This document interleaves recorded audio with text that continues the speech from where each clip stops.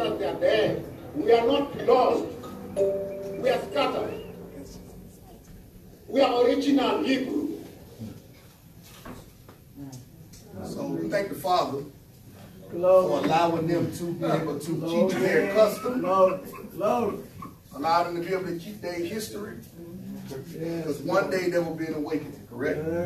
So somebody got to be able to have the information to be able to teach. You see how they had the gathering? That reminds me of family reunions where we would gather and all of a sudden our aunties would tell us stories about granddaddy and everybody. So it's always been a part of us naturally to do it. We just didn't know where we got it from. So what makes it so powerful seeing that is, can't nobody take away the oral history. They can change the written history, but the oral history can't be changed. And so they begin to pass it down to the kids. So when the kids come, that's a convocation. They gather and they start singing and they start telling the stories and the songs about what happened. The reason why we destroyed and they not is because what happened was when the slave trade happened, I can't get into it, I'm not going to try to for the sake of time. We lost a lot of history because there were laws put in place to stop us from speaking our original language, to stop us from telling the stories. The kids that came up after those who had come on the ship only knew the history of what was told to them. They weren't able to know the history of the ancestors, because if you got caught teaching or speaking the Hebrew language, you would be put to death. Okay? Again, I have to reiterate, this is not for you to become conceited. Okay? This is not for you to use against anybody else. But it opens your eyes to know why things are going the way they're going, and then you can start adding up prophecy and looking at the scriptures from a different perspective. Most people leave the Bible because they don't see themselves in the Bible. That's what's going on with our young people. They'd rather go join something that they see themselves in, regardless if it's wrong. They say, I don't identify with that white man book.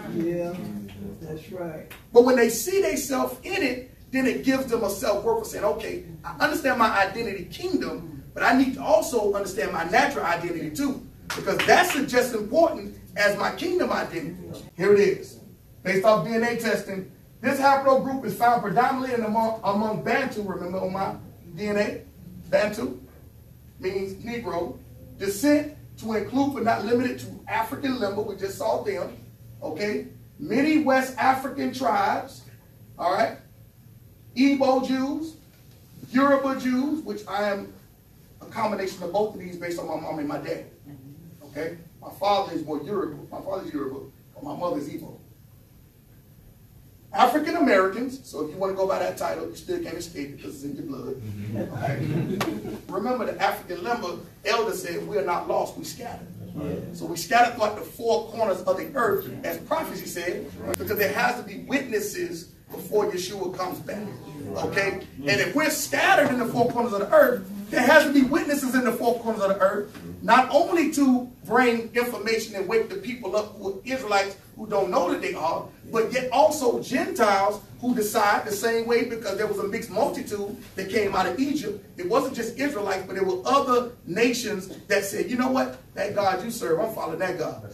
That God that I was serving, nah, dog, I'll let you. That God, that done put, he done killed the chickens.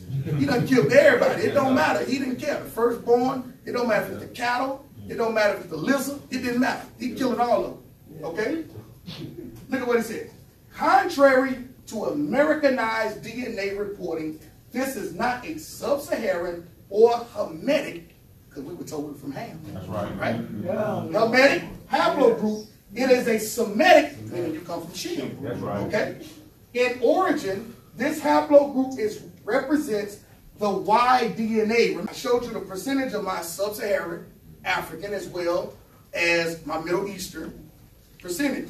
So here, this admixture DNA results, it shows Native and Jewish populations mixed. So I am 37%, even though I am 95% African, but yet they still identify me as Jewish, as a Jew. See, it's going to come a point in time where the just is going to be determined by their actions. Right. Not much what they can say, because the wheat and the tare both can say they believe. All right, sir. All right. If there's a new heaven and new earth, that means the old earth got to be destroyed. The oh, heaven's got to be destroyed. The kingdom is coming down. The Father said, I'm going to bring my kingdom to you. I'm not taking you up there to stay up there. I'm going to protect you in the midst of the hell going on. Because why? Because you're going to be a remnant that's keeping God's commandments. So therefore, the dragon is going after the remnant. It ain't going after the majority. Meaning you're going to be a majority in an earth that's full of hell. Why is that? Because the earth has to be wicked in order for the son of perdition to come into a wicked world. In order for him to rule, righteousness can't abound. But guess what? There has to be a remnant who is going to preach the gospel in the midst of the wicked. So therefore, people can have an opportunity to receive salvation. Not only people have an opportunity to receive salvation, but at the same time, it will be a testimony against those who deny the Christ. Hallelujah.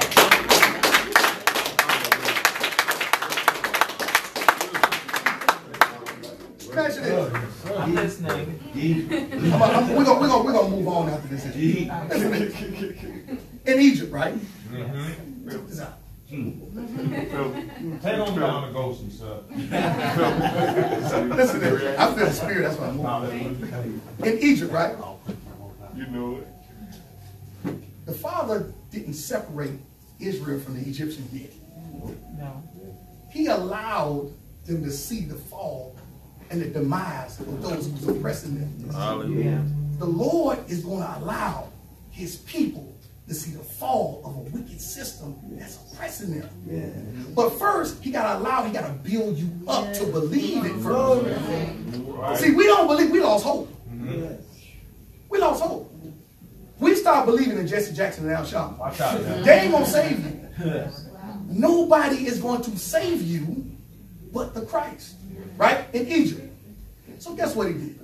He said, I'm allowed the cattle of the Israelites and the Egyptians to graze in the field together. Yeah. That's the taking. See, we look at things from the beginning. Well, I mean, we look at things later on. He's showing you a left and taken just with the animals. Yep. That's why he's speaking to earth. You have to pay attention and focus on everything going on in the earth. That's why the Father can use a donkey to save your life. Yeah. Because he speaks in the earth. He's not limited. That's why he can use a woman to speak into your life. Yeah. Yeah. And all these brothers talking this craziness. Okay? That's right. That's right. I want you to listen to this. He took both of them and he allowed, before he killed the children of the Egyptians, he allowed them to see that he was with them. He started with the animals. He said, I'm going to cause the cattle of the Egyptians to die standing next to the cattle of the Israelites. All the flock of the Egyptians was dying off. To the point where Pharaoh said, man, get out of here.